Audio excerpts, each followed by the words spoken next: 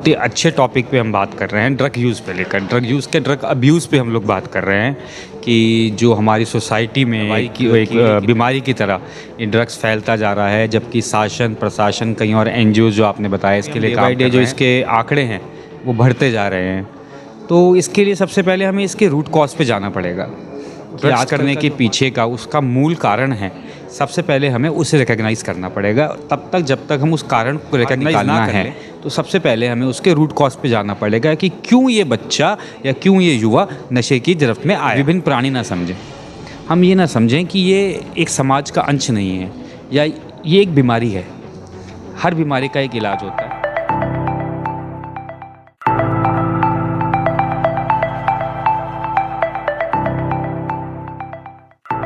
स्वागत है आपका दृश्य न्यूज़ उत्तराखंड में। मैं आपके साथ संदीप पोईवाल। दोस्तों, जैसे कि जानते हैं कि हम समय समय पे आपकी मुलाकात करवाते रहते हैं, तो आज भी हम आपकी मुलाकात करवाने जा रहे हैं चिरप जैन जी से। जो आज का मुलाकात करवाने का मुद्दा है वो है नशा। हमारी जो युवा पीढ़ी है वो नशे की गिरफ्त में फंसती जा रही है और नशे से बर्बाद होती जा रही है। तो क्या मानना है, किस कारण से युवा जो है नशे की तरफ बढ़ रहा है, जानते हैं चिरप जैन जी से। साथ मौजूद हैं चिरप जैन जी। चिरप जैन जी, आप जो सवाल है वो ये है कि नशा, जबकि शासन प्रशासन अन्य संस्थाएं भी नशे के खिलाफ बहुत ही ज़्यादा जागरूक है और बहुत ज़्यादा नशे के खिलाफ मुहिम चलाई भी है, लेकिन फिर भी देखा जाता है कि नशा इतना बढ़ गया है कि कहीं ना कहीं से युवा जो है उसकी गिरफ्त में आ रहा है और नशा कर रहा है। इस पर आपका क्या कहना है? सबसे पहले धन्यवाद संदीप भैया, जो आपने अपना समय दिया और एक बहुत ही अच्छे टॉपिक पे हम बात कर रहे हैं, ड्रग यूज़ पे लेकर ड्रग अब्यूज़ पे हम लोग बात कर रहे हैं कि जो हमारी सोसाइटी में एक कीड़े की तरह, एक दवाई की, एक बीमारी की तरह ये ड्रग्स फैलता जा रहा है, जबकि शासन प्रशासन कहीं और एनजीओ जो आपने बताया इसके लिए काम कर रहे हैं। फिर भी हम डे बाई डे जो इसके आंकड़े हैं वो बढ़ते जा रहे हैं। तो इसके लिए सबसे पहले हमें इसके रूट कॉज पे जाना पड़ेगा कि आजकल का जो हमारा युवा है वो ड्रग्स की तरफ क्यों जा रहा है। इसके कई कारण हो सकते हैं। सबसे पहले जो आजकल का युवा है उसमें स्ट्रेस लेवल बहुत ज़्यादा है। सबसे पहले जो ड्रग्स करने के पीछे का उसका मूल कारण है, सबसे पहले हमें उसे रिकॉग्नाइज़ करना पड़ेगा। तब तक जब तक हम उस कारण को रिकॉग्नाइज़ ना कर लें हम उसका इलाज नहीं कर सकते। अब इसके कई कारण हो सकते हैं। एक कारण हो सकता है कि आजकल ज़िंदगी में स्ट्रेस बहुत है आदमी के, कहीं ना कहीं अनएम्प्लॉयमेंट है या कहीं ना कहीं उसको फैमिली में कोई दिक्कतें हैं, तो एक कारण तो स्ट्रेस हो गया। दूसरा कारण होता है देखा देखी करना कि चलो मेरा दोस्त कर रहा है तो मैं भी कर लेता हूँ। लेकिन बच्चा या युवा ये नहीं समझता कि यदि वो एक बार इस ट्रैप में फंस गया है तो उससे निकलना उसके लिए मुश्किल है। फिर तीसरे कारण और भी कई बन जाते हैं कि जीवन की परिस्थितियाँ ऐसी हो जाती हैं कि अपने जो गम हैं उसे भुलाने के लिए युवा या फिर कोई भी नशे की जकड़ में आ जाता है। तो नशे से अगर किसी को हमें बाहर निकालना है तो सबसे पहले हमें उसके रूट कॉज पे जाना पड़ेगा कि क्यों ये बच्चा या क्यों ये युवा नशे की गिरफ्त में आया। जब एक बार हम इसे रिकॉग्नाइज़ कर लेंगे तो यह अब हमारा एक कर्तव्य बनता है कि जो बच्चा नशे की गिरफ्त में फंस चुका है हम उसको एक समाज से विभिन्न प्राणी ना समझें। हम ये ना समझें कि ये एक समाज का अंश नहीं है या ये एक बीमारी है। हर बीमारी का एक इलाज होता है। वैसे ही जो ये ड्रग एडिक्शन है इसका भी एक इलाज है। जैसे मैंने आपको बताया, सबसे पहले हमें उसका रूट कॉज एनालाइज़ करना पड़ेगा कि ये बच्चा ड्रग्स में क्यों आया, तभी हम उसको उसका सॉल्यूशन दे पाएंगे। अब हमें एक बार पता लग गया है कि ये बच्चा ड्रग्स की वजह से, अपने स्ट्रेस की वजह से आया, तो ये उसके अभिभावकों का या उसके दोस्तों का या उसके रिश्तेदारों का कर्तव्य बनता है कि वो उस स्ट्रेस में, जिस बच्चे जो ड्रग्स कर रहा है, जिस स्ट्रेस के कारण उसकी मदद करें कि वो उस स्ट्रेस से बाहर आ पाए। ये एक कोई ये नहीं है कि एकदम से हो जाएगा, ये एक बहुत स्लो प्रोसेस है। इसके बारे में मैंने बहुत डिटेल में पढ़ा भी है। ये एक बहुत स्लो प्रोसेस है। इसमें बच्चे को आपको बार बार काउंसलिंग करनी पड़ती है। बच्चे को एक ऐसा एटमॉस्फेयर देना पड़ता है कि जहाँ बच्चा सेफ़ महसूस करे, जो उसके मन में चल रहा है वह अपनी बात बेझिझक दूसरे के आगे रख पाए, और जिसके आगे वो रख रहा है वह उसको लताड़े ना, वह उसकी बात को समझे। चाहे वो बात मैं कह रहा हूँ गलत भी हो, लेकिन उसको समझाने का जो एक तरीका है वो ऐसा होना चाहिए कि बच्चे को ये ना लगे कि अगर मैं कुछ बोल रहा हूँ तो ये मेरे बारे में क्या सोच रहे होंगे। चलिए, आपने काउंसलिंग की बात की है, तो काउंसलिंग अगर जो कहें तो विभिन्न संस्थाएं जो हैं समय समय पे काउंसलिंग कराती है, लेकिन ये जो ड्रग्स का नशा है ये ऐसा वो उनके ऊपर हावी हो जाता है कि चाह के भी नहीं छोड़ पाते हैं। तो किस तरीके की काउंसलिंग होनी चाहिए, जैसे कि आपने भी अभी काउंसलिंग की बात की है, कि किस तरीके की काउंसलिंग होनी चाहिए कि बच्चा जो है ड्रग्स से बाहर निकले? देखिए, इसमें संदीप भाई दो चीज़ें होती हैं। एक होता है साइकेट्रिस्ट, एक होता है साइकोलॉजिस्ट। साइकोलॉजिस्ट करता है काउंसलिंग, साइकेट्रिस्ट देता है दवाइयाँ। तो यदि कोई ऐसे नशों में फंस चुका है जो काउंसलिंग के माध्यम से बाहर नहीं आ पा रहा, क्योंकि ड्रग्स क्या करते हैं, आपके नर्वस सिस्टम से खेलते हैं। जब वो आपके नर्वस सिस्टम से खेलते हैं तो आपके नर्वस सिस्टम को उनकी इतनी ज़्यादा आदत पड़ जाती है कि जैसे ही आप नशे से बाहर आओगे आप हैवी डिप्रेशन में चले जाते हैं।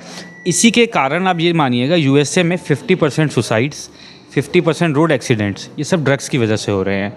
तो यदि कोई बंदा ड्रग्स की चपेट में इतनी बुरी तरीके से जा चुका है कि केवल काउंसलिंग से उसकी मदद नहीं हो पा रही है, तो उसको साइकेट्रिस्ट के पास भी जाना पड़ेगा। साइकेट्रिस्ट उसको एक मेडिसिन प्रिस्क्राइब करेगा।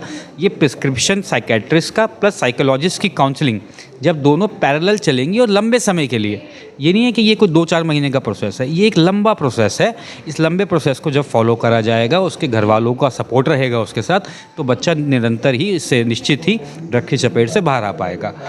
बहुत लोगों से हम लोगों की भी बात होती है और इसी टॉपिक को लेके होती है, तो उन लोगों का कहना ये है कि जब तक ड्रग्स आएगा नहीं, बच्चों को मिलेगा नहीं, तो वो लेंगे नहीं। तो ये जो आ रहा है, जबकि शासन प्रशासन, हमने पहले भी इस पे बात की है कि शासन प्रशासन इतना सक्रिय है कि जगह जगह आप देखते भी हैं कि आज इतने किलोग्राम या इतने मिलीग्राम ड्रग्स पकड़ी है, उसके बावजूद भी जो ड्रग्स शहर के अंदर पहुंच रहा है वो उसको रोकने के लिए जो है प्रशासन क्यों नाकामयाब हो रहा है? नहीं, देखिए, प्रशासन की तरफ जितना हो पा रहा है शासन प्रशासन उतना कर रहा है।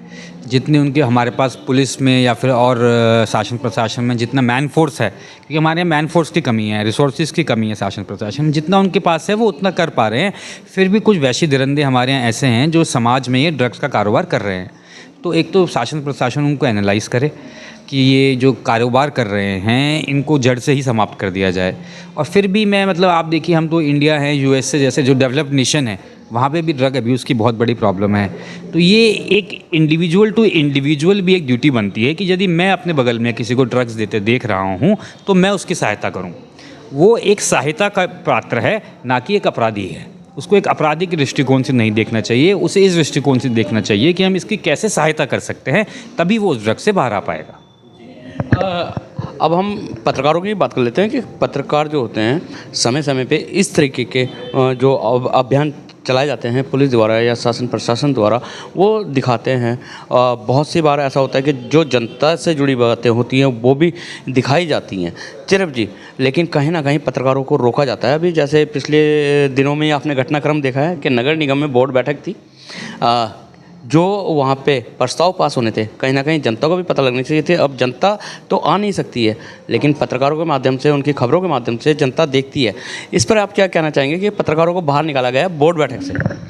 देखिए, ये एक बड़ा ही गंभीर विषय है। और क्योंकि बोर्ड हमारा भाजपा का बोर्ड है, भाजपा के मेयर हैं, भाजपा के विधायक हैं, मैं ज़्यादा कुछ तो इसमें नहीं बोल पाऊँगा। लेकिन आप लोग चौथा स्तंभ हैं और आप लोगों के माध्यम से ही देश की, प्रदेश की, अपने सिटी की जो भी डेवलपमेंट है या जो भी खबरें हैं वो आम नागरिक तक पहुंच पाती हैं। तो उस बोर्ड बैठक से पत्रकारों को वंचित रखना कहीं ना कहीं मैं मानता हूँ एक भूल। ये सवाल आपसे इसलिए भी हुआ कि आप भी कहीं ना कहीं दौड़ में थे। ये एक अलग बात है कि आपको टिकट नहीं मिला, तो ऐसे में पदेन सदस्य क्या बोर्ड संचालन कर सकता है या नहीं? देखिए, कहीं ना कहीं उस बैठक में जो अंदर हुआ उसके बारे में मुझे ज़्यादा जानकारी नहीं है, लेकिन मेरा ये पर्सनल ओपिनियन है कि उस बैठक में मीडिया को अंदर रहना चाहिए था।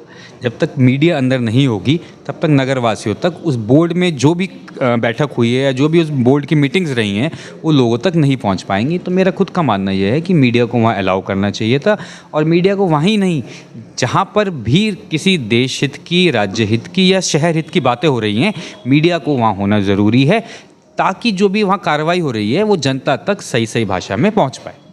चिरफ जी, अभी हमारी जो टॉपिक है वो नशा है, ड्रग्स को लेकर है। क्या ये जिम्मेदारी सिर्फ पुलिस प्रशासन की या शासन की ही बनती है? क्योंकि अगर शहर की बात करें तो नगर निगम भी अपनी एक दृष्टि रखता है, क्योंकि सही और गलत नगर निगम भी फैसला कर सकता है। लेकिन हमने नहर के पुल के पास देखा है अधिकतर, ऑलमोस्ट आप भी जाएंगे अगर तो रात को 7-8 बजे के पास, तो जो बच्चे हैं वो फ्लूट, वो भी एक ड्रग्स ही है, वो भी एक नशा है, करते हुए हैं। क्या नगर निगम का दायित्व नहीं बनता कि इस पर भी अंकुश लगाया जाए? कि अतिक्रमण पे तो अंकुश लगाते हैं, गरीब रेहड़ी पटरी वालों को तो हटाते हैं, लेकिन इन चीज़ों को नज़रअंदाज करता है नगर निगम। देखिए, ये मैं बताया आपको, ये हर किसी की जिम्मेदारी बनती है। ये नगर विधायक की जिम्मेदारी बनती है, नगर निगम की जिम्मेदारी बनती है, ये आपकी जिम्मेदारी बनती है, ये मेरी जिम्मेदारी बनती है, और ये हर नागरिक की जिम्मेदारी बनती है कि यदि वह कहीं पर नशे का कारोबार या किसी बच्चे को नशे की चपेट में देख रहे हैं तो उसकी सहायता करें।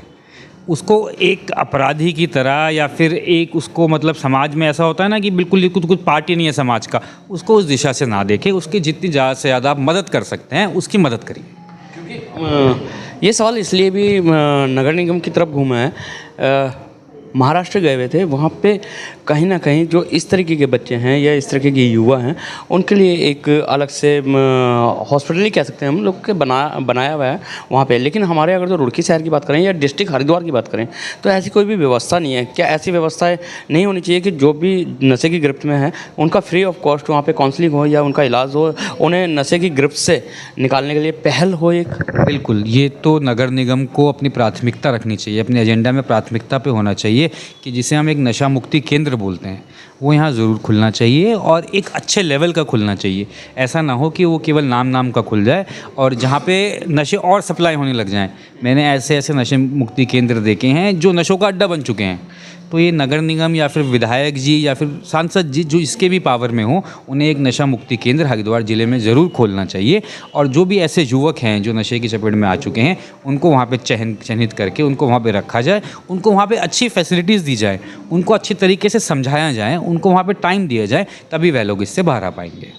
चिरप जी से बात हो रही है तो चिरप जी का भी जो चुनाव दौर चल रहा था वहाँ पे एक आपका बयान आया था कि यदि हम लोग मेयर बन जाते हैं तो हम इस तरीके की व्यवस्थाओं को सुचारू करते हैं, और किसी वजह से रुड़की की जनता या हम लोग को टिकट नहीं मिलता है, पार्टी नहीं चाहती है, तो भी हम इस पर पहल करेंगे। तो आपकी इस तरीके की जो मुहिम है कहाँ तक जाने वाली है? क्या आप नगर निगम से हट के इस नशे पे कार्रवाई या लगाम लगाने की कोशिश करेंगे? देखिए, मेरे पास जितने अपने रिसोर्सेज हैं, मैं अपने रिसोर्सेज के अंदर ही काम कर सकता हूँ। तो मैं ऑलरेडी जो ये मेडिकल कैंप्स हमारे चल रहे हैं इसे चालू रख रहे हैं। फिर अब लोग हम एक स्वच्छता अभियान चलाने वाले हैं जिसमें हम शहर की जगह जगह अलग अलग चीज़ें चिन्हित कर रहे हैं, जगहें जहाँ पे हम थोड़ी सी क्लीननेस ड्राइव करेंगे ताकि कल को कोई उसे गंदा ना करे। अभी तक जो ये नशा के ऊपर हमने अभी तक कोई ऐसा विचार नहीं किया है। जल्दी अपनी टीम के साथ बैठेंगे और हम देखेंगे कि इसमें हम क्या कर सकते हैं। तो अभी ऐसा कोई, मैं झूठी बात बोल दूं, अभी ऑन द ग्राउंड मेरे पास ऐसा कोई प्लान तैयार नहीं है, लेकिन आपसे आज बात हुई है तो ज़रूर इस बारे में भी आगे हम काम करने के प्रयास करेंगे। नशे की बात हो रही है यहाँ पे, नशे में मेडिकल स्टोर्स जितने भी हैं उनमें भी कहीं ना कहीं नशे के इंजेक्शन या नशे के कैप्सूल आए दिन ड्रग्स इंस्पेक्टर जो हमारी अनीता भारती जी हैं वो भी आए दिन छापामारी कर रही हैं और बहुत सारे निकल रहे हैं, लेकिन फिर भी ये जो गोरख धंधा हम कहेंगे नहीं रुक पा रहा है।